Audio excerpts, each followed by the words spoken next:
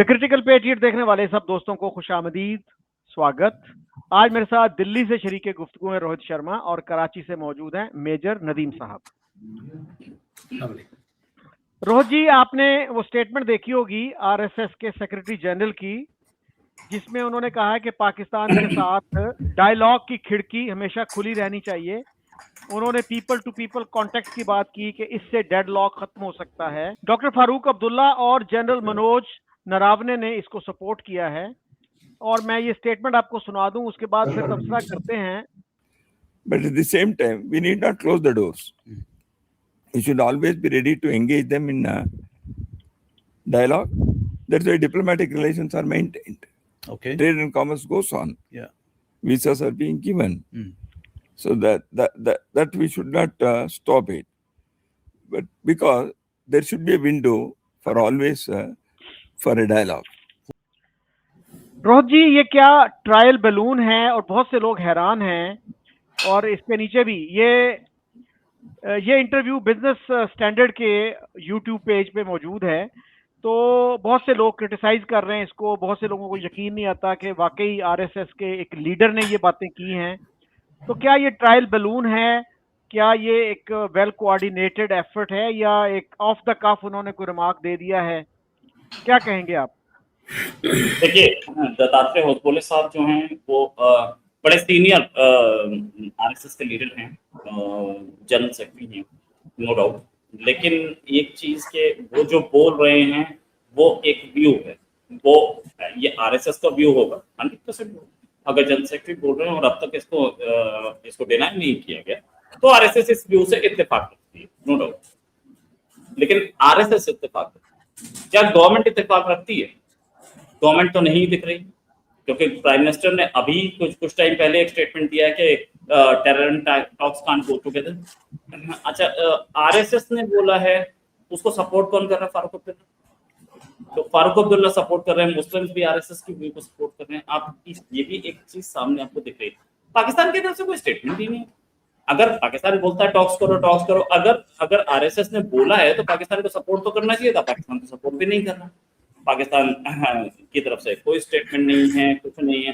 ठीक है, पाकिस्तान ना दे तो ये भी पता लगता है कि पाकिस्तान जो है वो कितना, अगर इंडिया की तरफ से और आरएसएस खासतौर से बोल रही है कि हमें टॉक्स करनी चाहिए, तो पाकिस्तान कितना सीरियस है टॉक्स के लिए, ये भी पता चलता है। हालांकि टॉक्स चल रही हैं, ये बात अब सबके सामने है, अब ये ओपन प्लेटफॉर्म में है। 2 बार टॉक्स हो चुकी हैं पिछले 3 महीने में। एक किसी एशियन कंट्री की कैपिटल में हुई, एक कतर में हुई, और उन टॉक्स का कुछ रिजल्ट्स हमें दिख भी रहे। अगर बोले कि टॉक्स के रिजल्ट्स नहीं दिख रहे, मैं ये भी नहीं मानूंगा, क्योंकि बॉर्डर पे फायरिंग वगैरह तो नहीं हो रही है और कुछ चीजों को हम अपने आप ही डील कर रहे हैं। हाँ, हालांकि अभी भी टेंशन बरकरार है, नो डाउट अबाउट इट। अब दत्तात्रेय होसबोले जी बोलेंगे तो बड़ी चीज है, नो डाउट। आरएसएस का व्यू आपको दिख गया, जो कि एक ऑर्गेनाइजेशन जो कि मुस्लिम विरोधी है, ऐसा बोला जाता है पाकिस्तान की तरफ से, जो कि इंडिया में नफरत फैला रही है, वो अगर बोल रही है कि पाकिस्तान से टॉक्स होनी चाहिए तो पाकिस्तान तो इसको वेलकम करना चाहिए था। पाकिस्तान ने वेलकम तक नहीं किया है, तो वेलकम तो करे पाकिस्तान। हमारे पास तो बहुत कुछ है अभी अभी तो एक आदमी ने बोला है, हमारे पास तो और भी बहुत सारे लोग हैं जो इस चीज के लिए आगे आ सकते हैं। अगर पाकिस्तान कुछ स्टेप दिखाए तो ना, पाकिस्तान की तरफ से कोई स्टेप ही नहीं आ रहा, सिर्फ बोलते रहते हैं कि बातचीत करनी है, करना कोई नहीं चाहता। सच बात तो ये है। और अगर पाकिस्तान ने इंडिया से बात ही कर ली, बेटर रिलेशंस हो गए, तो आर्मी चीफ जो अभी बोलते घूम रहे थे बहुत कुछ कि हमारी एस्पिरेशंस अलग हैं हिंदुओं से, हमारी वो अलग है, हमारे रिलेशंस अलग, हमारी थिंकिंग अलग है, तो वो कैसे होगा? तो ये भी सोचना पड़ेगा कि आर्मी चीफ की थिंकिंग और आरएसएस की थिंकिंग जमीन आसमान का फर्क है। ये दोनों मिलेंगे, मुझे तो लगता नहीं कि बारह आप आगे ये तो पाकिस्तान बताए, दे शुड हैव रिस्पोंडेड। मुझे तो लगता है कि उन्हें रिस्पॉन्ड करना चाहिए था, उन्होंने किया नहीं। जी मेजर साहब, आप कैसे देखते हैं इस सिचुएशन को? जैसे रोहित जी ने कहा कि पाकिस्तान को वेलकम करना चाहिए था इस बयान को, तो आपका क्या ख्याल है इस बारे में? Is it a welcome statement? जी, मैं समझता हूँ कि मैं इस फोरम के पर भी उसको वेलकम करता हूँ और बहुत खुशाइन बात है और अच्छी बात कहीं से भी हो उसको प्रेस करना चाहिए, उसको वेलकम करना चाहिए, ठीक है, उसको खुशामदीद कहना चाहिए। और जनरल सेक्रेटरी हैं आरएसएस के, उसके बावजूद आप उनकी बॉडी लैंग्वेज देखिए, उन्होंने जिस तरह से बात की, बहुत अच्छी बात की उन्होंने। उन्होंने यही कहा कि ठीक है, अपनी जो सोवरेनिटी और सिक्योरिटी और उसके साथ इंटेग्रिटी के साथ साथ अपनी सेल्फ रिस्पेक्ट के साथ साथ we should not keep the doors close, we should keep the doors windows open for negotiation, जिसमें ट्रेड भी हो सकती है, वीजा सर्विसेज भी हैं और इस तरह। तो मैं समझता हूँ कि इससे बहुत खुशाइंद है और हमें वेलकम करना चाहिए इसको और आगे बढ़ना हमेशा। देखें, table talks are always better than ये वॉर्स जो हम कई कर चुके हैं आपस के अंदर। और वी आर द नेबर्स, ठीक है, we can not change the neighbours, we have to मतलब लिव हियर टुगेदर फॉरएवर। तो आपके ख्याल में हमारे फॉरेन ऑफिस ने, उसके स्पोक्स पर्सन ने क्यों अब तक वेलकम नहीं किया इसको? देखिए, चीजें होती हैं ऑफिशियल, जैसे आपने शुरू में जब स्टार्ट लिया तो आपने कहा कि ऑफ द कप भी हो सकती है बात। ऑफिशियल स्टेटमेंट का नजर आना चाहिए कि वो ऑफिशियल स्टेटमेंट है। उन्होंने ठीक है एक जनरल बात की, उसके ऊपर अभी हमारे ये फोन किसका बज रहा है? पड़े हुए। तो ये ऑफिशियल स्टेटमेंट अगर होगी तो ऑफिशियल रिस्पॉन्स आएगा।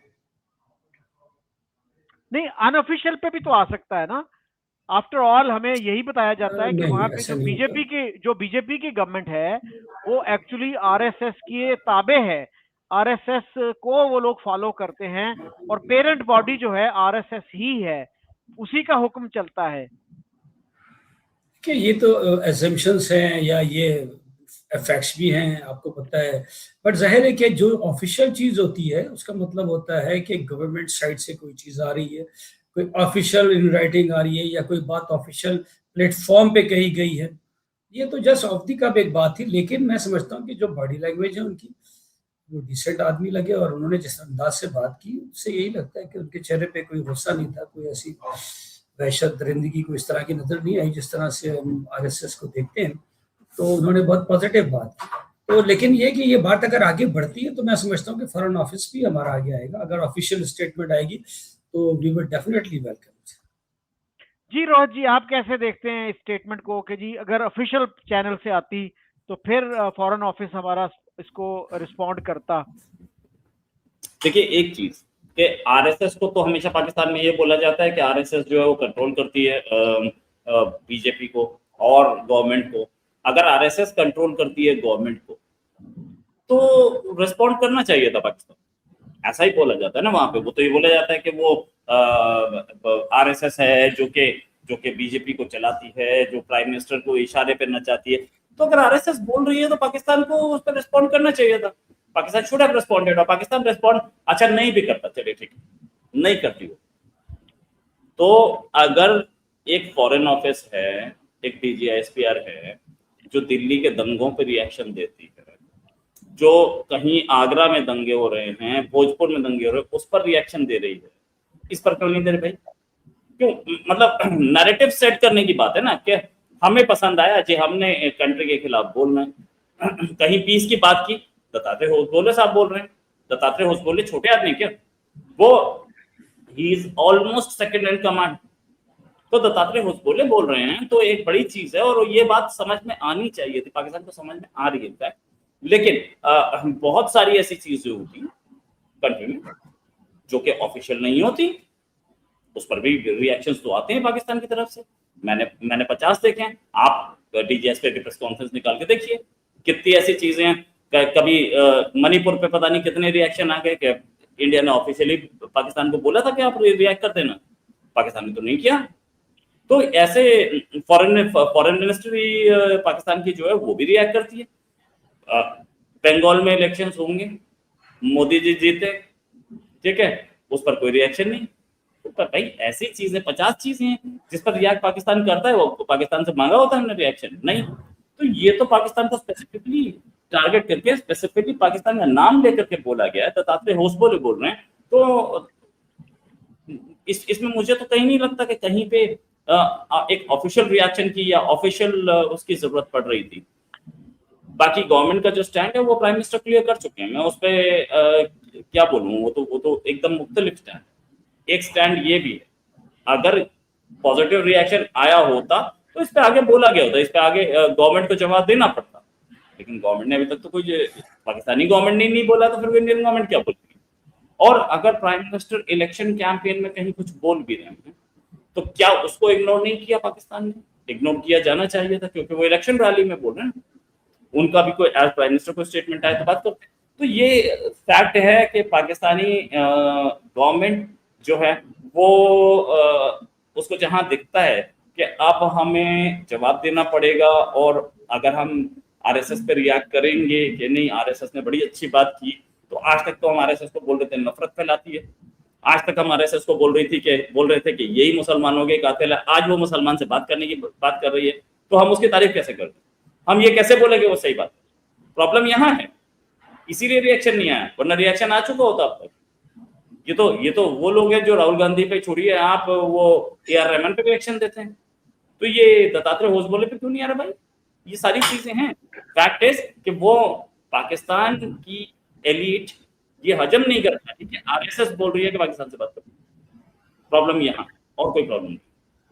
अच्छा रोहित जी, क्या आप समझते हैं कि मोहन भागवत जो हैं वो आरएसएस का इमेज चेंज करने की बात कर रहे हैं, कोशिश कर रहे हैं, इसलिए कि उन्होंने कुछ अरसा पहले जो है अपने आप को गोलवालकर जी की कुछ स्टेटमेंट से भी डिस्टेंस किया था, और उन्होंने कहा था कि मुसलमान और क्रिश्चियंस जो हैं they are not a threat to Indian unity.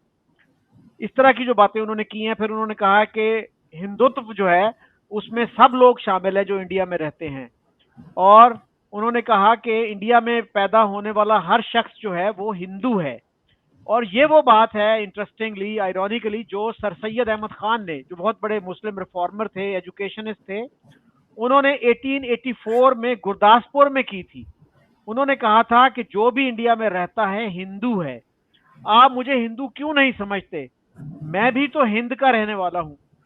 और हिंद जो है या Hinduism even, these are not religious terms strictly speaking, इसलिए कि हिंद का लफ्ज तो सिंध से आया, और सिंध जो है वो एक दरिया है। आप कैसे देखते हैं इस सिचुएशन को? देखिए, आरएसएस पहले दिन से ये आइडियोलॉजी लेके चल रही है कि जो भी हमारे सब कॉन्टिनेंट में पैदा हुआ है, क्योंकि वो सिंध है। अब ये वर्ड कहां से है?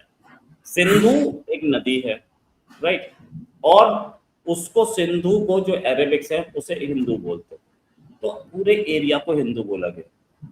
हिंदू रिलीजन में कहीं पे भी वर्ड हिंदू यूज नहीं किया, कहीं नहीं यूज किया गया।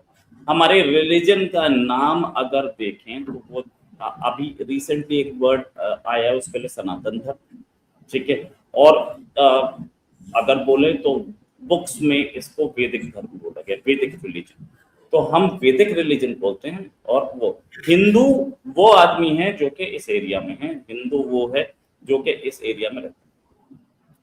ये आरएसएस की भी थिंकिंग है, ठीक है।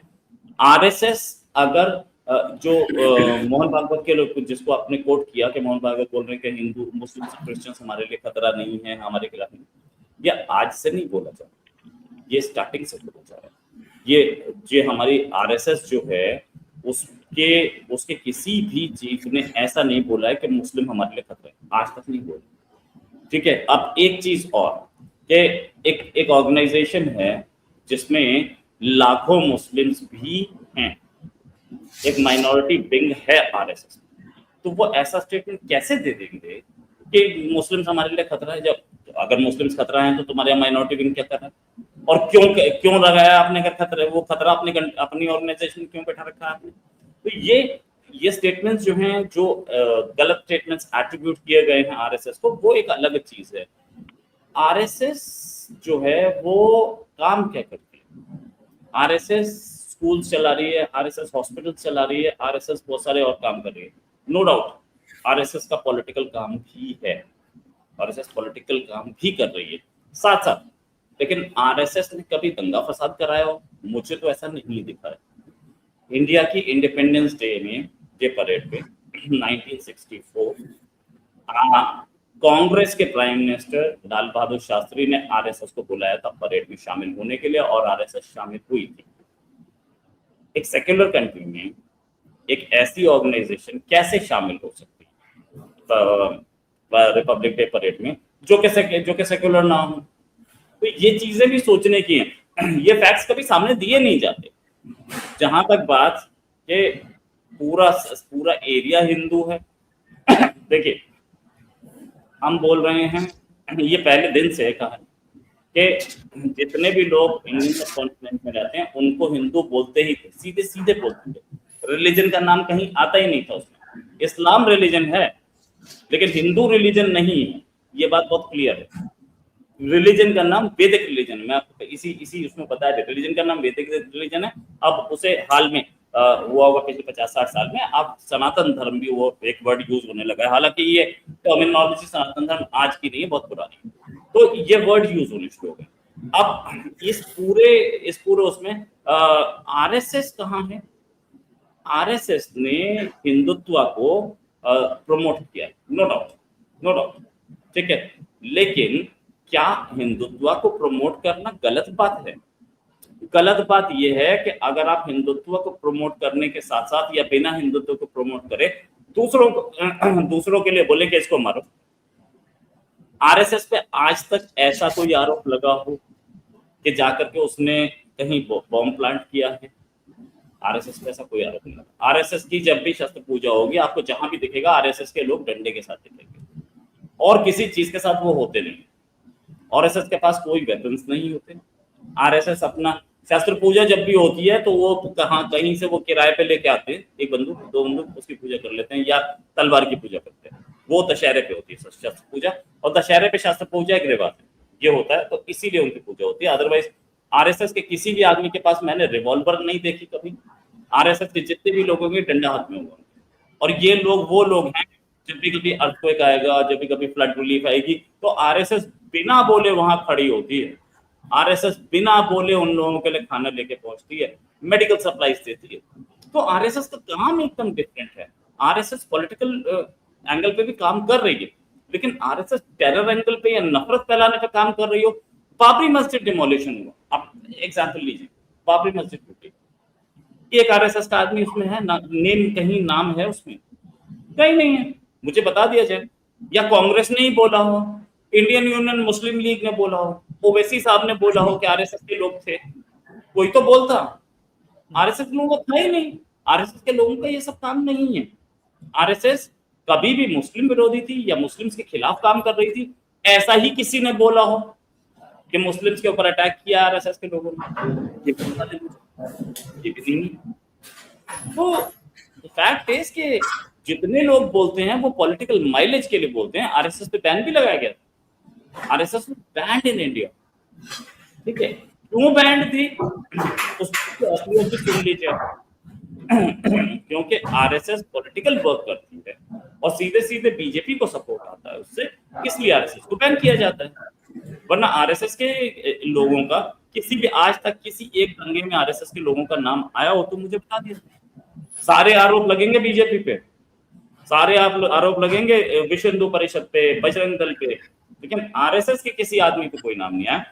ऑपोजिशन के प्राइम मिनिस्टर एच.डी. देवेगौड़ा आज भी जिंदा हैं। 1996 में प्राइम मिनिस्टर बने थे। प्राइम मिनिस्टर बनने से पहले उनकी स्पीच थी RSS is a spotless organisation.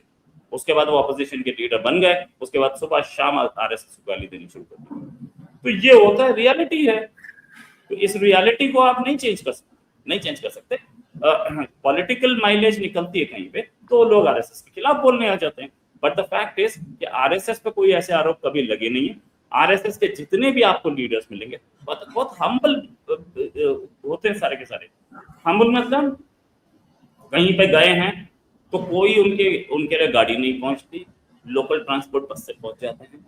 Dattatreya Hosabale साहब, हो सकता है इनके पास कोई गाड़ी पहुंचती हो तो वो एक सबसे छोटी वाली गाड़ी होगी, वो पहुंचेगी, एक धर्मशाला में ठहर जाएंगे ये, और धर्मशाला में ठहर करके एक धर्मशाला में बिल्कुल बिना पंखे के ये सो जाते हैं। इन लोगों की बड़ी सिंपल लिविंग होती है। 2 या 3 जोड़ी कपड़े होते हैं इनके पास, वही कपड़े पहनते रहते हैं ये, इनके पास ज्यादा कपड़े भी नहीं होते। खाना इनको जो मिल जाए वो खा लेते हैं, इनकी कोई प्रेफरेंस। कभी मैंने नहीं सुना आरएसएस का कोई लीडर किसी होटल में ठहर रहा हो, बड़े होटल में, कभी नहीं सुना। तो ये इस तरीके के काम में होते हैं। और दत्तात्रेय होसबले साहब खुद ही 50 बार कहीं अर्थक्वेक रिलीफ पे खड़े रहे होंगे। इन्होंने ही खुद अपने साथ वो रिलीफ वर्कर्स को लेकर के वो लोगों को नीचे से मलबे में से निकाला होगा। ये 50 बार ऐसे वी हैव सीन इट। तो और आप बोले जहां पे भी भीड़ ज्यादा आ जाएगी आपको आरएसएस के लोग मिल जाएंगे, वो वहां पर ट्रैफिक भीड़ को कंट्रोल करते मिलेंगे। तो इनका काम ही बिल्कुल डिफरेंट। 1964 में इन्हें क्यों बुलाया गया उसमें रिपब्लिक डे परेड के लिए? 62 वॉर के टाइम पे इन्होंने आकर सिटी एडमिनिस्ट्रेशन संभाला था आरएसएस ने, इन्होंने आके ट्रैफिक संभाला, इसलिए बुलाया गया था। आप रिकॉर्ड्स देख लीजिए, रिकॉर्ड्स में शास्त्री जी ने इसीलिए बुलाया था कि आपने हमारा ट्रैफिक संभाला, आपने हमारा सिटी एडमिनिस्ट्रेशन संभाला है, इसलिए हम आपको बुला रहे हैं। और वो आए भी थे। तो ऐसा पाकिस्तान में तो ऐसे बताया जाता है, ओह माय गॉड आरएसएस मतलब मुसलमान देखते ही वो चाकू मार देते होंगे, मुसलमान देखते ही तलवार से मार देते होंगे, गोली चला देते होंगे। ऐसा अगर कुछ हो रहा था तो आरएसएस बोलती क्या पाकिस्तान से बातचीत कीजिए। तो फैक्ट इज कि ये सारी कहानियां जो और ऑपोजिशन, क्योंकि ऑपोजिशन कांग्रेस आरएसएस के बराबर एक मैनेजमेंट नहीं बन पाता। एक गांव में, एक जिले के एक मोहल्ले में आरएसएस की प्रेजेंस है। आरएसएस वहां पर अपनी ब्रांचेस लगाती है। आरएसएस सुबह सुबह बच्चों के साथ या लोगों के साथ वो मीटिंग्स करती है, वो डेली होती है, शाखा बोलते हैं उसे, डेली। कांग्रेस की कितनी हो रही है जरा बता दें। और आपकी नहीं हो रही इसीलिए आप 40, 50, 60 पे एमपी पे घूम रहे हो। जब तक बीजेपी वीक थी तभी तक तो आप स्ट्रॉन्ग चल रहे थे, तो क्या आपके सामने एक अच्छी ऑपोजिशन नहीं थी? आज आप उसको टक्कर नहीं दे पा रहे हो। Where is youth Congress? क्या कर रही है यूथ कांग्रेस? और यूथ कांग्रेस छोड़िए, आपके तो वो इलेक्शंस हैं, स्टूडेंट विंग भी है, क्या कर रहा है वो? तो ये सारे के सारे कभी पब्लिक में आते भी हैं। वीआईपी कल्चर है ऑपोजिशन पार्टीज में, तो वीआईपी कल्चर की वजह से ये इतने हम्बल लोग, ऐसे लोग जो कि लोगों के बीच में घूम रहे हैं, आप बता नहीं सकते कि कितना बड़ा आरएसएस का लीडर है। आपके सामने पैदल निकल जाएगा एक धोती और एक कुर्ते में, आपको पता नहीं चलेगा। तो इस तरीके के लीडर्स ही ये अपने काम में लगे रहते हैं। तो देयर इज नो, मैं अगर ये बोलूं कि ये इस वजह से प्रॉब्लम में है क्योंकि ये नफरत फैलाते हैं, बिल्कुल झूठा स्टेटमेंट होगा। कोई आरएसएस के एक लीडर की स्टेटमेंट दे दो कि हम मुसलमानों को मारेंगे, एक स्टेटमेंट मुझे बता दे, और वो स्टेटमेंट कोई आप ही नहीं, पाकिस्तान का दूसरा जर्नलिस्ट भी दिखा दे, मुझे नहीं लगता। अच्छा मेजर साहब, आप ये बताइएगा कि पाकिस्तान में इतना नेगेटिव इमेज क्यों है आरएसएस का? हमारे यहाँ कहा जाता है जी ये वायलेंट ऑर्गेनाइजेशन है, बल्कि टेररिस्ट ऑर्गेनाइजेशन है, और ये मुसलमानों की जानी दुश्मन है। जबकि मैंने कुछ स्टेटमेंट्स देखी है, मसलन डॉक्टर जाकिर हुसैन जो तीसरे प्रेसिडेंट थे इंडिया के, उन्होंने कहा कि RSS is not a violent organisation. Gandhi ji खुद इनके जो है एक ट्रेनिंग कैंप में गए थे 1934 में, और वो बड़े इम्प्रेस हुए कि यहाँ पे अनटचेबिलिटी नहीं है और तमाम लोग जो है इकट्ठे रहते हैं, इकट्ठे खाना खाते हैं। And more recently in 2018 president Pranab Mukherjee जो कांग्रेस के लाइफ लॉन्ग मेंबर थे, वो वहां पे गए, उनके हेड ऑफिस नागपुर गए। तो आप कैसे देखते हैं इन सब चीजों को? देखिए, असल में जो ये इनके जो आरएसएस के फाउंडर हैं और केबी हेडगेवार जो हैं, वो आप देखिए तो उनकी जो ये मूवमेंट स्टार्ट हुई है, वो स्टार्ट ही 1920, 21, 22 जब ये खिलाफत मूवमेंट चली, and he was against that खिलाफत मूवमेंट।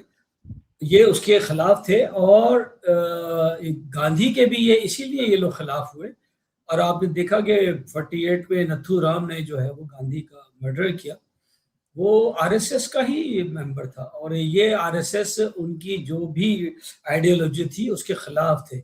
इवन ये तो इंडिपेंडेंस के भी खिलाफ रहे शुरू से। अगर आप देखिए, फिर आप देखें कि इनका जो सैफरॉन फ्लैग है वो शिवाजी का, जिसे वो भगवा ध्वज बोलते हैं, जो ये इसको एज ए एम्बलम यूज करते हैं। ये ठीक है, ये कह रहे हैं कि जी ये वेदासी हैं और ये वेदक हैं, और ये वेदक नहीं है आइडियोलॉजी, लेकिन उनकी आइडियोलॉजी वेदक ही है।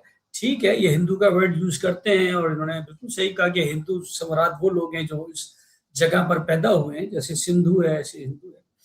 आई डू एक्सेप्ट, और ये सब कुछ सही है, लेकिन इसका जो आप प्रोफाइल अगर देखें तो ये वहां से स्टार्ट हुआ, एंटी मुस्लिम मूवमेंट के साथ साथ स्टार्ट हुआ, फिर जब ये बन गई है 1925 में भी, तो उसके बाद भी इनके क्लैशेस इसी तरह से मस्जिदों के सामने बैंड ढोल बजाना और इस तरह से काफी हुए हैं, ठीक है। तो इससे जाहिर है कि वो एक इम्प्रेशन या प्रोफाइल जो है ये इनका क्रिएट हो गया मुसलमानों के नज़रों में कि ये इस तरह के हैं, और उन्होंने कई मौके ऐसे आए जहाँ पे इन्होंने इस तरह के एक्शंस किए, ठीक है। फिर इन्होंने जिस तरह से ये ऑर्गेनाइज्ड, ज्यादातर इसके अंदर ये जो वेदक का वर्ड यूज कर रहे हैं वो लोग शामिल हैं इसमें, उनको यूनिफॉर्म्स बनाई, उनको लाठियां दी और हर जगह ये आ जाते हैं। फिर आप देखें कि जिसी तरह से इन्होंने जो है वो बकरा ईद यानी ईद उल अजहा के ऊपर इनका सबसे बड़ा जो वो अपोजिशन होती है वो गाय की कुर्बानी के ऊपर ये करते हैं और वहाँ लोगों को तशद्दुद का निशाना बनाते हैं। बहुत सारे क्लब्स हैं इंडिया के, अभी ईद उल अजहा आ रही है, आप उस पर भी देखेंगे। तो वो एक इमेज बन गया। बिल्कुल सही कहा शर्मा साहब ने कि जहाँ तक अभी जैसे ये अभी इनके जनरल सेक्रेटरी ने बयान दिया है दत्तारिया साहब ने, तो ये बहुत अच्छा है। इनकी बॉडी लैंग्वेज भी बहुत अच्छी है, seems to be a decent man. बिल्कुल हमें अब इस प्रोफाइल को भी देखना चाहिए। अगर ये इसी तरह से आगे बढ़ते हैं, जैसे आपने इनके जो मोहन भगवत के बारे में भी बात की कि वो इस तरह की बातें कर रहे हैं, तो डेफिनेटली ये एक बड़ी चेंज होगी इस पार्टी के इमेज के लिए, इसके प्रोफाइल के लिए। और ये यू टर्न्स हो जाते हैं, कोई ऐसा मसला नहीं है। अगर अच्छे लोग आ जाएं जिनके दिलों में नरमी हो, मोहब्बत हो और वो चीज़ों को पीस के लिए आगे बढ़ना चाहें, इंस्टेड के रुकावटें बने पीस के लिए, जहाँ तक ताल्लुक है, तो ये इस तरह से ये चीज़ आगे बढ़ सकती है। और ये पार्टी बहुत अहमियत रखती है इंडियन पॉलिटिक्स के अंदर। आपको पता है कि खासतौर पे बीजेपी के लिए, लेकिन बीजेपी का रवैया अभी तक बहुत ज़्यादा आपने देखा है कि वो, मैं समझता हूँ कि सख्त गिर वाली पॉलिसी है, शिद्दत पसंद पॉलिसी है। लेकिन ये जो दोनों लीडर्स के बयान जिस तरह से आ रहे हैं, इसके सिग्नल बड़े पॉजिटिव हैं। और अगर अल्लाह करे इस तरह से हो, और जैसे अभी शर्मा साहब ने भी कहा कि देखिए हमारे और इंडिया के दरमियान बैक चैनल डिप्लोमेसी या अमन की फाख्ता वाली जो है वो बिल्कुल हर वक्त होती रही है, हो भी रही है। और ये चीज़ अगर आगे बढ़ती है तो ये कोई मसला नहीं है, क्योंकि दोनों कंट्रीज, दोनों में से कोई भी नहीं चाहता कॉन्फ्लिक्ट, ठीक है। लेकिन जाहिर है कि कुछ चीज़ें हैं जिनको बैठ के आपस में रिजॉल्व करने की ज़रूरत है, तो वो बैठना पड़ेगा और वो रिजॉल्व वंस फॉर ऑल हम कर सकते हैं अगर हम बैठ जाएं एक दफ़ा। तो मैं समझता हूँ कि ऐसा कोई इशू नहीं है। और आरएसएस अगर इसी तरह से स्टैंड लेती है, इस तरह के उनके बयानात आते हैं जैसे अभी उन्होंने दिए जनरल सेक्रेटरी साहब ने, दत्ता साहब ने, तो ये ऑटोमेटिकली मुसलमानों के दिलों में और दूसरे जो माइनॉरिटीज हैं उनके दिलों में भी ऑटोमेटिकली ये इनका प्रोफाइल चेंज हो जाएगा और एक अच्छी पार्टी के तौर पर नजर आएगा। अच्छा मेजर साहब, एक दो चीजें मैं गुजारिश करना चाह रहा हूँ। एक तो ये कि नथुराम गॉडसे वो आरएसएस छोड़ चुके थे जब उन्होंने गांधी जी का कत्ल किया, और ये भी इस्टेब्लिश हो गया था कि RSS was not part of the conspiracy. इसीलिए वो 1.5 साल से भी पहले जो बैन लगा था वो उठा लिया गया। The ban was lifted in I think July 49 और फरवरी में लगा था, फरवरी 48 में ये बैन लगा। और कुछ लोग कहते हैं कि आरएसएस के बनने में मोपला में जो राइट्स हुए थे, बहुत से हिंदू वहां मारे गए थे केरला साइड पे, तो उनका एक अहम रोल था इसमें। आपका क्या ख्याल है रोहित जी? देखिए बहुत सारी जो है गलतफहमियां यहाँ घूम रही हैं। पहली चीज तो ये आरएसएस जो है वो 1925 में और खिलाफत मूवमेंट 1921 का, तो जब मूवमेंट हुआ था उसके 5 साल बाद तो ये बनी, पहली चीज। दूसरी चीज ये कि इन्होंने इंडिपेंडेंस के खिलाफ कभी नहीं बोला। गॉडसे जो हैं वो हिंदू महासभा के मेंबर, वो आरएसएस के नहीं हुए। एक चीज और कि सैफरन फ्लैग है, तो वो तो ये ओपनली बोलते हैं ना कि यार हम हिंदुत्व के लिए काम करते हैं, तो सैफरन फ्लैग होगा ही होगा, इसमें कोई शक नहीं। अगर मैं बोलूं पाकिस्तान का नेशनल फ्लैग ही हरा है तो फिर आप बोलोगे कि नहीं यार, then it's a different thing altogether. कोई भी सैफरन फ्लैग लेके बैठा है तो इसका मतलब ये कतई नहीं होता कि वो कोई किसी तरीके का टेरर करता है। यस, वो प्रमोट कर रहा है हिंदुत्व को, नो डाउट अबाउट इट, वो प्रमोशन कोई भी कर सकता है।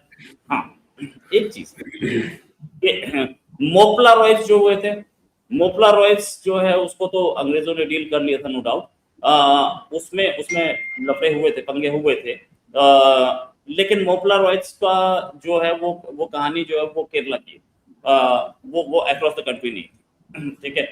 आरएसएस इतनी एक्टिव भी नहीं थी उस साइड, लेकिन मोपला रॉयट्स एक चीज और है, मोपला रॉयट्स जो है इसके पहले के, आरएसएस के स्टार्ट होने से पहले के, एक बहुत बड़ी चीज कि अगर हम पहले जाते हैं, हिस्ट्री में जाते हैं, तो हिस्ट्री में भी हमें कोई ऐसा वो नहीं मिलता, एग्जाम्पल नहीं मिलता जहां पर मुस्लिम्स के खिलाफ भड़काया हो।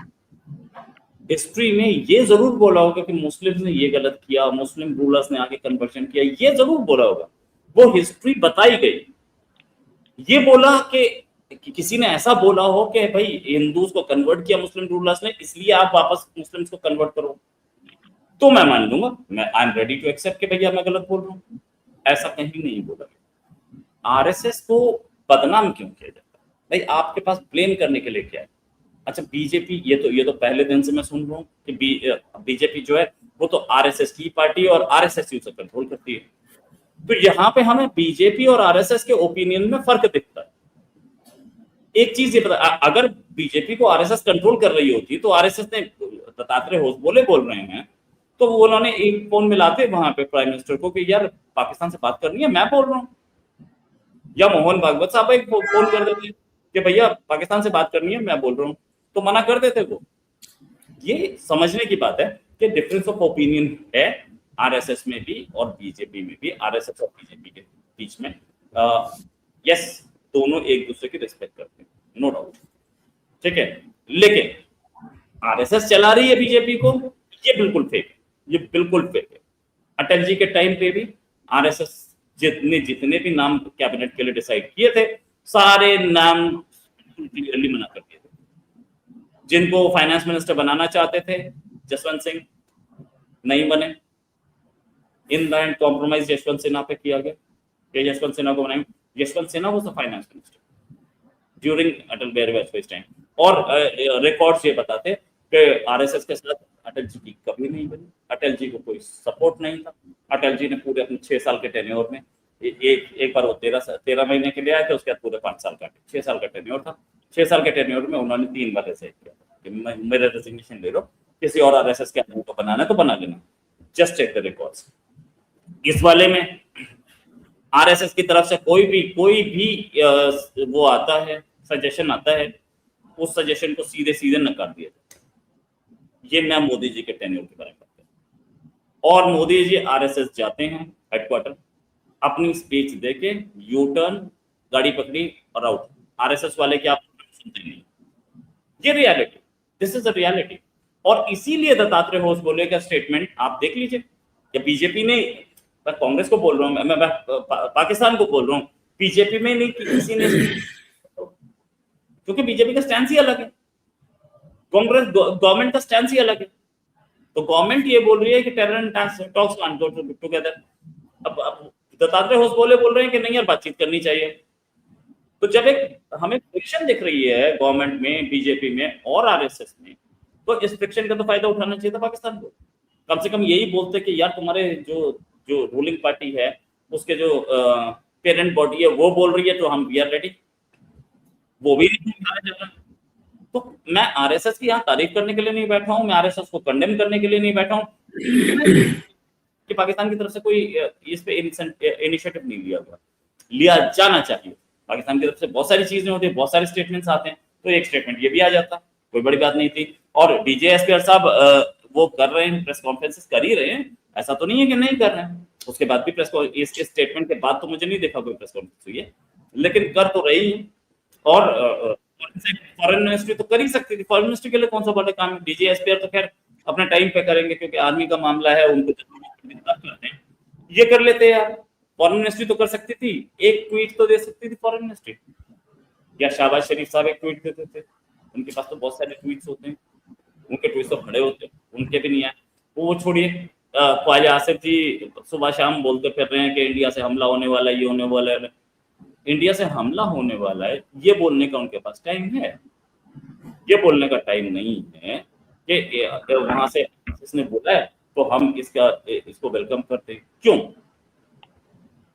क्योंकि ख्वाजा आसिफ साहब और उनकी जो गवर्नमेंट है, अभी एक पर्टिकुलर टेन्योर से वो इस चीज पर अपनी सरकार गवर्नमेंट चला रही थी कि देखो हम बहुत बड़े वो बन गए हैं, we are the world leader, और आसिम मुनीर साहब जो है वो वर्ल्ड लीडर बन गए हैं, हम मीडिएशन करा रहे हैं ईरान और अमेरिका के बीच में। वो कहानी वो टेन्योर खत्म हो गया। 3 महीने का टेन्योर था, हर न्यूज की एक शेल्फ लाइफ होती है, वो शेल्फ लाइफ खत्म। अब अगला टॉपिक लाना है जिससे कि लोग ये ना पूछें कि तेल की कीमत क्या हो गई यार, जरा बताना, और लोग ये ना पूछें कि कितनी क्या आपका राशन मिल रहा है, कितने पे आटा मिल रहा है, और मेरे पास घर में बिजली कितनी देर आ रही है। तो आप पब्लिक को एक और नया एंगल दे देते हैं कि इंडिया अटैक करने वाला है, हम तैयारी कर रहे हैं। इस पर पब्लिक ये नहीं पूछेगी कि तेल की कीमत क्या हो गई, मेरे पास अटैक, ये बोलेंगे अरे अटैक होने वाला है, तुम तेल के लिए रो रहे हो। तो अपने ऊपर अटैक ना हो इसके लिए हम दूसरे को दुश्मन दिखा रहे हैं। पहले इससे पहले भी यही हो रहा था भाई साहब, गेम चेंज, ठीक है ना, गेम वही चल रहा है। लेकिन ऐसे में अगर एक स्टेटमेंट आ गई आरएसएस से कि हम बातचीत करना चाहते हैं, तो वो जो नैरेटिव बनाया जा रहा है, ख्वाजा आसिफ साहब तो मतलब हर तीसरे दिन एक स्टेटमेंट दे रहे हैं ना, इंडिया अटैक करने वाला है, मुंह तोड़ जवाब देंगे, ये करेंगे। अब तो उन्होंने अफगानिस्तान को बोलना शुरू कर दिया कि हम ऐसा जवाब देंगे, हमला कर देंगे अफगानिस्तान पे। अच्छा ये बात मुझे ख्वाजा आसिफ साहब बहुत सीजन पॉलिटिशियन है, उनसे मुझे ये उम्मीद तो कतई नहीं कि वो ये बात बोलेंगे कि हम अफगानिस्तान पे अटैक कर देंगे। अरे उस अफगानिस्तान के पास है क्या? उसके पास नेवी है नहीं, उसके पास एयरफोर्स है नहीं, आप हमला करोगे उस पर। दूसरी चीज दूसरी चीज ये बात हजम नहीं हो पाती पाकिस्तान में कि एक हम मुस्लिम कंट्री हैं, हमें पहले दिन से बताया गया कि मुस्लिम उम्मा है और हम मुसलमानों के साथ हैं और मुसलमान हमारे साथ हैं, तो पाकिस्तान अफगानिस्तान पे हमला क्यों करेंगे? तो उसका नाम रखा गया फितना अल हिंदुस्तान, फितना अल खवारिज, क्योंकि आपके नैरेटिव से बाहर जाती है ना बात कि मुसलमान पे हमला करेगा। क्यों करेगा? क्योंकि वो फितना अल हिंदुस्तान करेंगे। उस फितना अल हिंदुस्तान को बैठा के कुर्सी पे आप आए थे। ये भी फैक्ट है आपके सामने, अखबारों में फोटो छपी, मैं तो कोई नई खबर नहीं दे रहा हूँ, कोई अंदर की खबर, इंटेलिजेंस रिपोर्ट नहीं दे रहा हूँ, सबके सामने। तो ये नैरेटिव से, इस नैरेटिव को कि हमारे ऊपर खतरा है, हम अफगानिस्तान पे हमला करेंगे, हम पाकिस्तान पे हमला करेंगे, प्लीज तेल की कीमत मत पूछो, प्लीज ये मत पूछना आटा, प्लीज ये मत पूछना चावल कहाँ है, प्लीज ये मत पूछना गेहूं टमाटर कहाँ। तो अच्छा, इस नैरेटिव पे चलती हुई एक गवर्नमेंट है जो कि अगर उसने रिएक्ट कर दिया आरएसएस के स्टेटमेंट पे, तो उन्हें तो पाकिस्तान को बोलना पड़ेगा कि वी एक्सेप्ट दिस, पाकिस्तान को बोलना पड़ेगा वी अप्रिशिएट दिस। पाकिस्तान का 2 जगह नैरेटिव टूटता है वहां पे। एक नैरेटिव, आरएसएस जो है एक टेररिस्ट ऑर्गेनाइजेशन है, अब वो मुसलमान से बात करने की बात कर रही है, तो पीस की बात कर रही है, तो टेररिस्ट ऑर्गेनाइजेशन पीस की बात कैसे कर सकती है? दूसरा, हमारे ऊपर खतरा ही इंडिया से है, please don't talk about it. तो खतरा इंडिया से, वो खतरा भी खत्म हो जाता है जैसे ही आरएसएस बोलती है, तो वो उस नैरेटिव में रियलिटी है, इसलिए नहीं किया। अच्छा मेजर साहब, हमें दिन रात ये बताया जाता है कि India is an existential threat, यानी वजूदी खतरा है, हमारे वजूद के लिए खतरा है। लेकिन 25 करोड़ के इस मुल्क में सर एक भी एकेडमिक एक्सपर्ट आपको नहीं मिलता जो इंडिया को समझता हो, जो इंडिया को स्पेशलाइज करता हो। और आरएसएस जो है दुनिया की सबसे बड़ी वॉलंटियर ऑर्गेनाइजेशन है, उस पर भी हमें कोई एक्सपर्ट नहीं मिलता।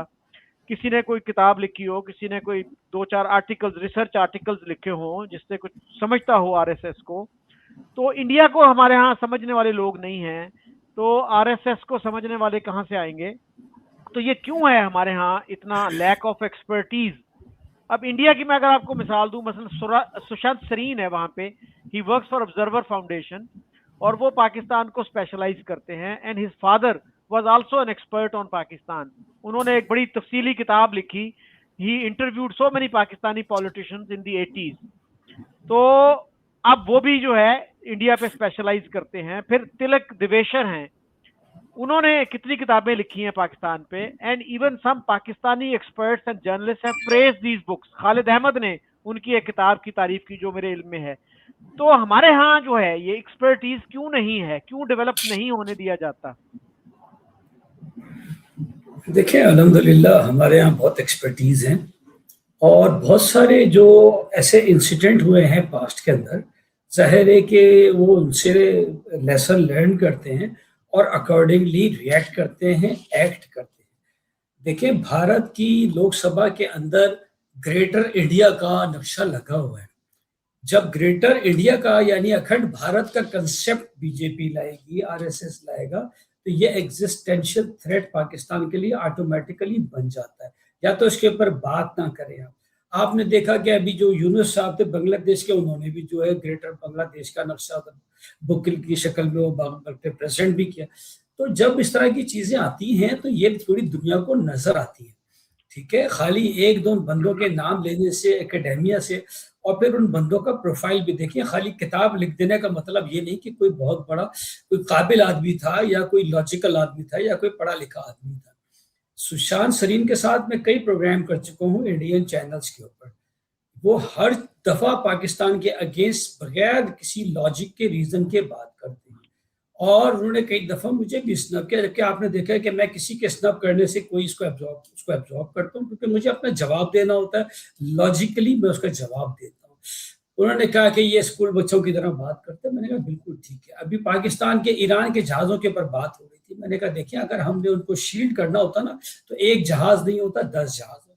दूसरा, शील्ड करना होता तो हम उसको ओपन में खड़ा नहीं करते, हम उसको किसी हैंगर में खड़ा करते। तीसरा ये कि अगर हमने उसको शील्ड करना था तो उस पर से मार्किंग हटा देते। हम किसी होगा, हम अपनी मार्किंग चाहे नहीं भी लगाते, हम उसकी मार्किंग हटा देते। बहुत सी चीजें हो सकती। तो इसको लॉजिक है। आप उसको ऊपर से, अगर आप मार्गला की पहाड़ी पर भी चढ़ जाएं तो वहां से आप इजीली उसको देख सकते हैं, वो विजिबल है। तो ऐसी कोई चीज छुपी हुई नहीं है। लेकिन आप देखें कि एक बंदा जिसकी आप तारीफ कर रहे हैं, सुशांत सरीन साहब की, उस प्रोग्राम में था और वो बज़िद था कि नहीं ये तो जनाब सिर्फ और सिर्फ इन्होंने। तो देखिए, जब ये बुग़्ज़ हो, उस तरह की बात हो, लॉजिक के बगैर बात करें। मैंने तो लॉजिक से पॉइंट दिया, आप मुझे उसका नेगेट कर दें पॉइंट टू पॉइंट। लेकिन आप जानबूझ के कि नहीं ये तो इसलिए दिया, ये गया क्यों नहीं वापस, 2.5 घंटे की फ्लाइट थी। देखिए, इनके जहाज एयर के अंदर ज्यादा देर नहीं रहना चाहते। और दोनों की अभी निगोसिएशन टीम से हम मौजूद हैं, सुशांत सरीन साहब वो ये बात कर रहे हैं। तो आप ऐसे लोगों को अगर कहेंगे कि ये काबिल लोग हैं, तो ये काबिल नहीं है। ये अंदर से इन्होंने ग्लासेस ही गलत लगाए हुए हैं। ऐनक, जब ऐनक ही गलत है, कलम ही गलत पकड़ा हुआ है, तो उससे जो भी आउटकम आएगी वो ठीक है। आपको थोड़ी सी लगेगी कि इसको घुमा फिरा के उसमें कॉस्मेटिक्स तो हो सकती है। बात होनी चाहिए दिल के साथ, नियत के साथ, जो खुलूस के साथ, जो साफ नजर है एक दूसरे के साथ। देखिए, मैंने आपको अभी भी कहा कि जैसे आपने कहा, मैंने कहा बिल्कुल खुशाइंद है उनकी बात। दत्ता साहब की बॉडी लैंग्वेज की मैंने बात की, उनकी पर्सनैलिटी की बात की। और मैंने कहा ठीक है, पास्ट में जो हो गया, अगर अब भी ये प्रोफाइल अगर इस तरह से आगे चलते हैं तो ये सारी दुनिया में वेलकम किए जाएंगे। इंडिया के अंदर तो मुसलमान भी इनके साथ लग जाएंगे।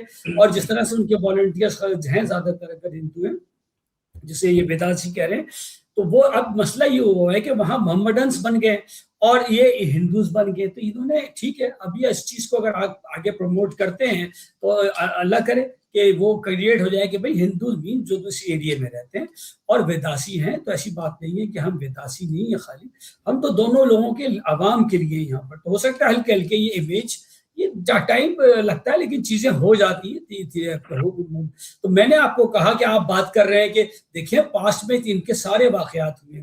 आप देखिए कि कम्युनल राइट्स जब हुए, जब पार्टीशन हुआ है, तो उसमें आरएसएस वाज फुल्ली इन्वॉल्व। जब बांग्लादेश का पार्टीशन हुआ है, उसमें भी आरएसएस वाज फुल्ली इन्वॉल्व।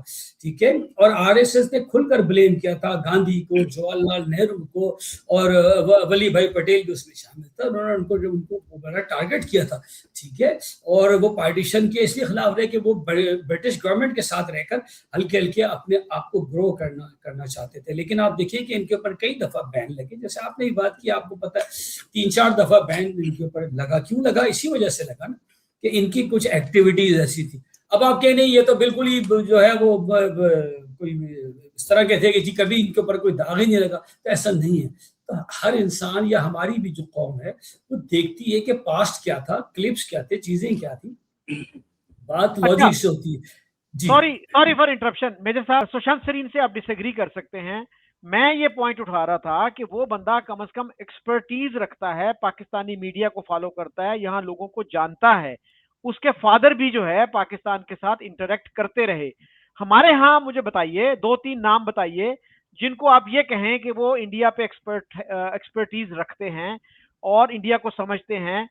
मुझे तो ऐसा भी नहीं लगता कि इंडिया ऐसा बंदा को पाकिस्तान में होगा जो इंडिया की 28 रियासतों के नाम बता सके, उनके कैपिटल बता सके कि कौन से कैपिटल हैं उनके। तो इस हद तक हमारे यहाँ एक्सपर्टीज की कमी है।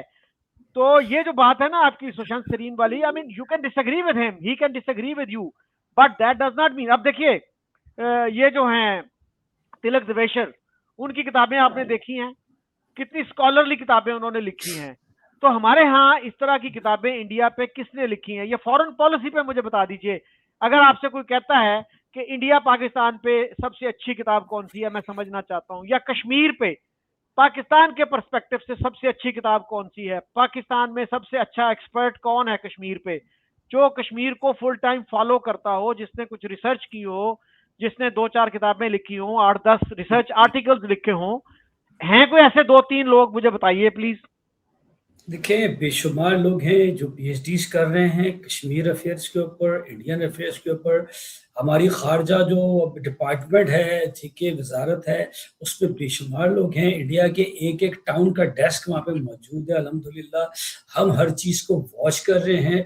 इसका मतलब ये नहीं होता कि हर बंदा जो है कोई किताबें ही लिखे। आजकल का दौर किताबों का नहीं है, ठीक है। मैं जब किसी एक मस्जिद में जाता हूँ, वहाँ के किसी मौलवी से मिलता हूँ, वो 25 बुकें अपनी मेरे हवाले कर देता है।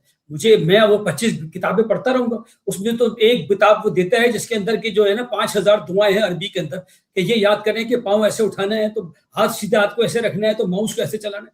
अब मैं यही करता रहूंगा मुझे सारी जिंदगी। आप बताइए, ये वो दौर नहीं है शकील साहब जिस दौर की आप बात कर रहे हैं, ठीक है। नहीं आप बात कर रहे हैं कि जी काउंटिंग बता दें, मुझे गिनती सुना दें, मुझे 101 गिन के बता दें मुझे। ये कोई सवाल नहीं होते। मेरी गुजारिश सुन लीजिए। मैं ये कह रहा हूँ, फॉरेन ऑफिस में तो इंडिया के फॉरेन ऑफिस में भी लोग होंगे ना जो पाकिस्तान को फॉलो करते होंगे, लेकिन ये वो लोग हैं जो, प्लीज सुन लेना, प्लीज हियर मी आउट। वो तो अपने आप को एक्सप्रेस नहीं कर सकते ना। मैं तो एकेडमिक एक्सपर्ट्स की बात कर रहा हूँ, इवन जर्नलिस्टिक एक्सपर्ट जो लोग कॉलम लिखते हैं इंडिया पे, उनके एक्सपर्टीज का लेवल क्या है। थिंक टैंक्स में जो लोग काम कर रहे हैं, मैं उनकी बात कर रहा हूँ। मतलब अगर आपके यहाँ कोई ऐसे एमिनेंट एक्सपर्ट्स होते तो मीडिया को पता होता ना, आपको भी पता होता, मुझे भी पता होता। तो हम आप फॉरेन ऑफिस में बैठे हुए लोग, वो तो सर 2 साल एक असाइनमेंट पे होते हैं, 2 साल दूसरी असाइनमेंट पे होते हैं, एक अमेरिका डेस्क पे है, अगले साल वो जनाब फ्रांस में उसकी ट्रांसफर हो जाती है। तो सर ये फॉरेन ऑफिस की कोई एक्सपर्टीज, उस तरह की एक्सपर्टीज नहीं होती जो एकेडमिक एक्सपर्टीज होती है। मैं उसकी बात कर रहा हूँ। उस पर मुझे बताइए 2-3 नाम बताइए जिनको हम ये कहें। मतलब मैं इंटरव्यू करना चाहता हूँ किसी का जो इंडिया को समझता है, इंडिया की इकोनॉमी को समझता है, इंडिया की सोसाइटी को, इंडिया की पॉलिटिक्स को, या कश्मीर इशू को समझता है, मैं उसको बुलाऊं। मुझे बता दीजिए 2-3 नाम प्लीज। देखिए, आपके सामने इस वक्त 2-3 एम्बेसडर्स मौजूद हैं जो इंडिया के अंदर रहे हैं, जो इस वक्त टीवी पर प्रोग्राम भी करते हैं। दे आर एक्सपर्ट में अगर आप नाम पूछना चाहते हैं तो ये लोग हैं, इनको आप अप्रोच करें। इसके अलावा देखिए, हर जगह की डेस्क के कुछ परमानेंट मेंबर्स भी होते हैं। इसी तरह से आर्मी का भी अपना, हमारा मिलिट्री का भी अपना सेटअप है जिसमें इंडियन के जो एरियाज हैं उनके ऊपर डेस्क बनी हुई है और उसके ऊपर उनके पास बेहतरीन थिंक टैंक मौजूद है, ठीक है। ये तो आप ऐसा समझ रहे हैं कि जी हमारे यहाँ कुछ भी नहीं है और इंडिया जो है भरा हुआ है। आपने जिस एक बंदे का नाम लिया,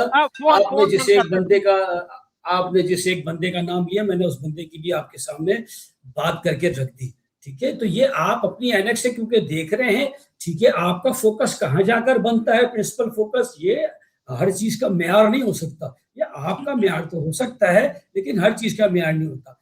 बात होती है लॉजिक से। अगर आप समझते हैं कि पाकिस्तान में सारे जाहिल भरे हुए तो कब का इंडिया जो है पाकिस्तान को खा पी चुका होता। अल्हम्दुलिल्लाह ऐसा नहीं है। यहाँ हर चीज के एकेडमिया मौजूद है। हर यूनिवर्सिटी के अंदर इस वक्त कश्मीर है, भारत का एक एक इलाका है, उसके ऊपर पीएचडी है, उसकी रिसर्च मौजूद है। आप जाके गूगल करें रिसर्च पेपर्स ऑन कश्मीर, आपके साथ। आप मुझे सिर्फ यही चाहेंगे कि आतिश चनारी मैंने थंब थ्रू की हुई हो, एक एक जुमला मुझे उसका रटा हुआ हो, ठीक है। तो ऐसा नहीं होता आजकल के दौर में। आजकल के दौर में जो ट्रैक्स होते हैं, क्योंकि डाटा बहुत ज्यादा बढ़ चुका है, बंदा जो है फोकस करता है ट्रैक्स के ऊपर, ठीक है।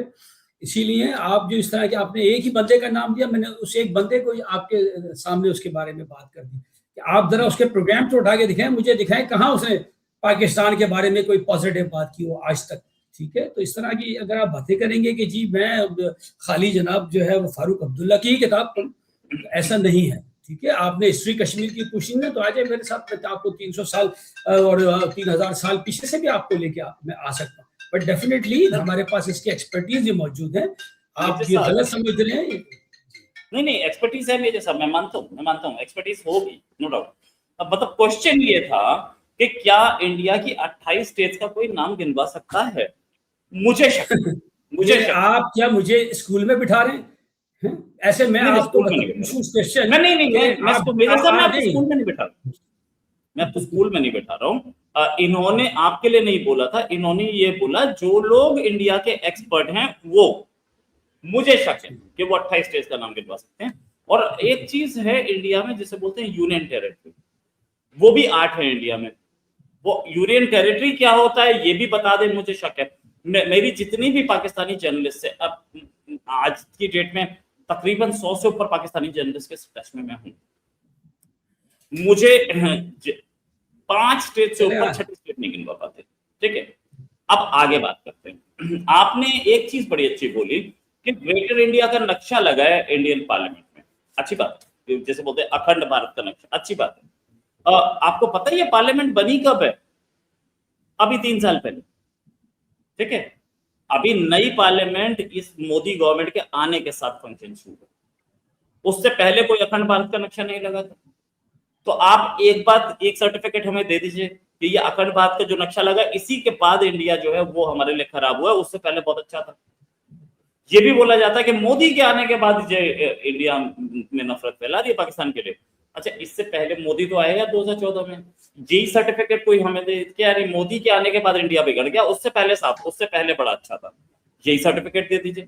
ये सर्टिफिकेट भी देने के कोई मूड में नहीं है। आप ये बात समझिए कि फैक्ट इज कि आप हमें पहले दिन से बोल रहे हैं कि इंडिया जो है हमारे कंट्री में नफरत फैलाता है, इंडिया हमारे ऊपर हमले की साजिश कर रहा है, ठीक है। आरएसएस कॉम्युनल राइट्स में इन्वॉल्व था, तो ऐसा मुझे तो कभी दिखा नहीं। अगर आपको कहीं पे मिला हो तो मुझे बता दीजिए, मुझे नहीं मिला। आरएसएस पाकिस्तान ने ऐसा आरोप लगाया हो तो मेरी निगाहों में नहीं। एक और आपने बोला कि बांग्लादेश बनाने में आरएसएस का हाथ था। एक हमूदुर रहमान कमीशन की रिपोर्ट थी, क्या वो पाकिस्तान के डिबैकल पे ही थी? क्या उस रिपोर्ट में इसको मेंशन किया गया कि आरएसएस, मुक्ति बाहिनी का नाम आता है, गवर्नमेंट का ऑफ इंडिया का नाम आता है, आर्मी का नाम आता है, आरएसएस का नाम मैंने नहीं देखा, सच बात तो ये। और आरएसएस का नाम कभी गवर्नमेंट ऑफ पाकिस्तान ने लिया हो तो मुझे बताइएगा। मुझे नहीं लगता, मैंने नहीं सुना कि आरएसएस का नाम लिया हो गवर्नमेंट ऑफ पाकिस्तान ने कि आरएसएस ने बांग्लादेश में। तो मुक्ति बाहिनी चल रही थी तो अच्छा, जो पाकिस्तान आरोप लगाता है कि इंडिया ने सपोर्ट किया मुक्ति बाहिनी को, इंडिया ने सपोर्ट किया, अरे आप आरोप लगा क्यों रहे हो? इंडिया खुद क्लेम कर रहा है उसको, आपको आरोप लगाने की जरूरत नहीं है। मैं हूं, मेरा एक भाई है, 2 भाई एक घर में रहते हैं, आप आकर के दोनों को अलग अलग घर में कर सकते हैं जब तक हम दोनों ना चाह रहे हैं। ये बात भी, इसका भी जवाब कोई देने के मूड में नहीं होता। देखिए, इंडिया है एक ऐसा कंट्री है जिस कंट्री में मुसलमान भी रह रहे हैं, मुसलमानों की पॉपुलेशन कॉन्स्टेंटली परसेंटेज में बढ़ रही है, ऐसा नहीं है कि साइज में बढ़ रही है। जब हम स्टार्ट हुए थे, जब 1947 में हमारी 34-35 करोड़ के आसपास पॉपुलेशन थी, आज 140 करोड़ है। 140 करोड़ में हम पॉपुलेशन के एंगल से भी और परसेंटेज के एंगल से भी, दोनों एंगल से हमारे पास मुस्लिम्स की पॉपुलेशन बढ़ी है, माइनॉरिटीज की पॉपुलेशन बढ़ी है। और उसके बाद भी बोला जाता है कि इंडिया में माइनॉरिटीज पे बड़ी तशद्दुद हो रही है, पाकिस्तान में माइनॉरिटीज बड़ी खुश हैं, कोई तशद्दुद नहीं हो रही, उसके बाद भी घट रही है। तो ऐसी तशद्दुद तो हर कंट्री में होनी चाहिए माइनॉरिटीज पे, जिसमें पॉपुलेशन बढ़ती जाए। तो ये और इसका जवाब देने के मूड में कोई नहीं पाकिस्तान, इस बात को समझना पड़ता है। अच्छा रोहित जी, ये जो पॉइंट है ना अखंड भारत का, इसको जो है मैंने कई दफा एड्रेस किया है, लेकिन पाकिस्तान में ये अभी भी आर्गुमेंट जो है ना आपको बहुत सुनने को मिलता है। मैं अर्ज करूं, ये जो नक्शे वाला है ना मसला, इस पे तो मेजर गौरव आर्या ने बड़ा अच्छा एक शो किया है, मैं मेजर साहब को उसका लिंक भेज दूंगा कि हमें कोई डिजायर नहीं है पाकिस्तान को शामिल करने की, बांग्लादेश को शामिल करने की। ये तो नरेंद्र मोदी से, शाहिद सिद्दीकी एक दिल्ली बेस्ड जर्नलिस्ट हैं, उन्होंने इंटरव्यू किया था, मेरे ख्याल 2012 या 13 की बात है ये, और उनसे एक क्वेश्चन यही किया था अखंड भारत के, जी आप आरएसएस से आए हैं, आप अखंड भारत चाहते हैं, तो उसने कहा भाई मुझे कोई इंटरेस्ट नहीं है अखंड भारत से, अगर आज अखंड भारत हो गया तो India will eventually become a Muslim majority country, मुझे उसमें कोई इंटरेस्ट नहीं है, मैं इंडिया के मौजूदा बॉर्डर्स के साथ बहुत खुश हूं। आप मुझे बताइए मेजर साहब, Pakistan hostile population 25 crore hostile population को शामिल करके क्या तबाह करना चाहता है अपने आप को, क्या हासिल होगा उनको? तो अगर वो अखंड भारत के बारे में सर, अगर अखंड भारत के बारे में इतने सीरियस होते तो बांग्लादेश को 1971 में क्यों अपने साथ शामिल ना कर लेते? उस वक्त तो बंगाली बड़े ग्रेटफुल थे कि आपने हमारी मदद की है, हमें आपने हमारा मुल्क क्रिएट करके दिया है, तो that was the golden opportunity कि आप बांग्लादेश को शामिल कर लेते। उस वक्त किसी ने नहीं कहा इंडिया में कि बांग्लादेश को शामिल कर लो इंडिया में, तो आज आप कह रहे हैं जी पाकिस्तान को वो हड़प करना चाहते हैं। तो इसका मतलब मेरा तो ख्याल है कि अब पाकिस्तान में भी कोई सीरियस स्कॉलर जो है ना इस तरह की बात नहीं करता। वो ये जरूर कहते हैं इंडिया हिजैमनी चाहता है जी, हिजैमनी चाहता है, बालादस्ती चाहता है, चौधराहट चाहता है, कोई ये नहीं कहता कि जी वो अब अखंड भारत चाहते हैं। अखंड भारत करके उनको मिलेगा क्या?